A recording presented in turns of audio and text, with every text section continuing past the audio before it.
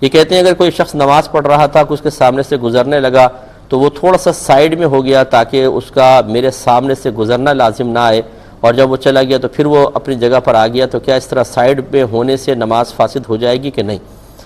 دیکھیں یہ شریعت نے اس کی اجازت نہیں دی ہے، بلکہ اس کا حکم یہ ہے کہ آپ جب نماز پڑھ رہے ہیں کہ کوئی شخص گزرنے لگے تو سبحان اللہ زور سے کہیں تاکہ اس کو پتہ چل جائے کہ آپ نماز پڑھ رہے ہیں۔ یا یہ بھی کر سکتے ہیں کہ آپ ایک ہاتھ کم از کم جیسے نکلنے لگا ایک دم ایک ہاتھ آگے کر دیں تو وہ رک جائے، اور پھر آپ ہاتھ باندھ لیں وہ ہٹ جائے۔ تو یہ اس طرح کے طریقے اختیار کرنا چاہیے، لیکن یہ کہ سائیڈ میں ہو جانا پھر وہ نکل جائے پھر آپ آگے آ جائیں، اس طرح کے عمل کرنے کی حاجت نہیں ہے، کیونکہ متبادل شریعت نے اعمال بتائیں ان کو اختیار کرنا چاہیے۔ بہن نے پوچھا کہ آپ نے کوئی وضو کا طریقہ ایسا بتایا کہ پہلے سیدھی طرف پانی ڈالیں پھر الٹی طرف ڈالیں پھر درمیان میں ڈالیں، اور میں ایسے ہی کرتی ہوں تو گھر والے کہتے ہیں تو تم بہت زیادہ پانی ڈال لیتی ہو۔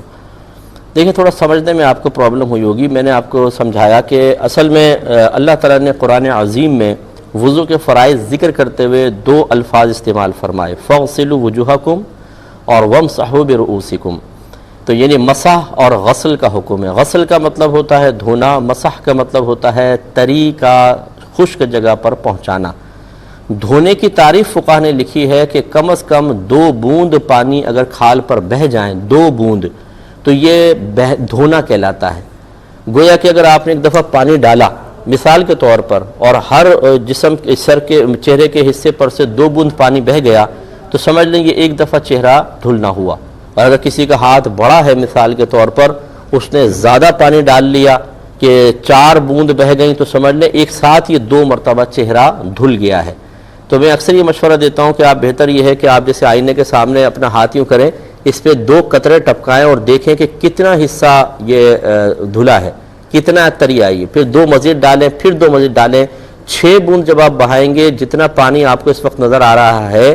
جتنا ہاتھ یہ دھلا ہے، سمجھ لیجیے 3 مرتبہ دھل چکا ہے۔ بس یہی مقدار آپ کو چہرے پر کرنی ہے۔ وہ جو میں نے وضو کا طریقہ بتایا یہ بہت ہی زیادہ عوام کے لیے ہے کہ وہ اکثر ایسا کرتے ہیں کہ سامنے پانی ڈال لیتے ہیں، پیشانی پہ چھوڑ دیتے ہیں، خشک رہ جاتی ہے، یا مسح کر لیتے ہیں، سائیڈ کے حصے ان کے خشک رہ جاتے ہیں۔ تو یہ سمجھایا تھا کہ پہلے آپ سیدھی طرف پانی ڈالیں، پھر تھوڑا سا پانی ادھر سائیڈ میں ڈالیں، تھوڑا سا پانی ادھر ڈالیں، تو پھر یہ ایک دفعہ چہرہ دھلنا کہلائے گا، کیونکہ آپ نے اب پورا چہرہ کور کیا ہے۔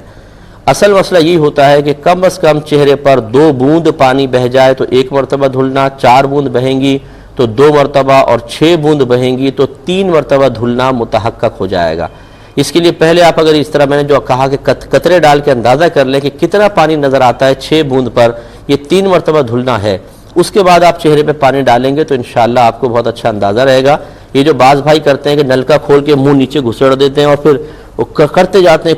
انہیں اطمینان ہی نہیں ہوتا، وہ 6 بوند نہیں 6000 بوندیں بہا رہے ہوتے ہیں، اور وہ اس سے ان کا تقوی بھی خراب نہیں ہوتا، اور وہ بڑے متقی بھی ہوتے ہیں اور صاحب علم بھی اپنے آپ کو ثابت کرنے کی کوشش کرتے ہیں، حالانکہ انتہائی خلاف سنت اور غلط طریقے سے وضو ہو رہا ہوتا ہے۔ اس پہ توجہ فرمائیں۔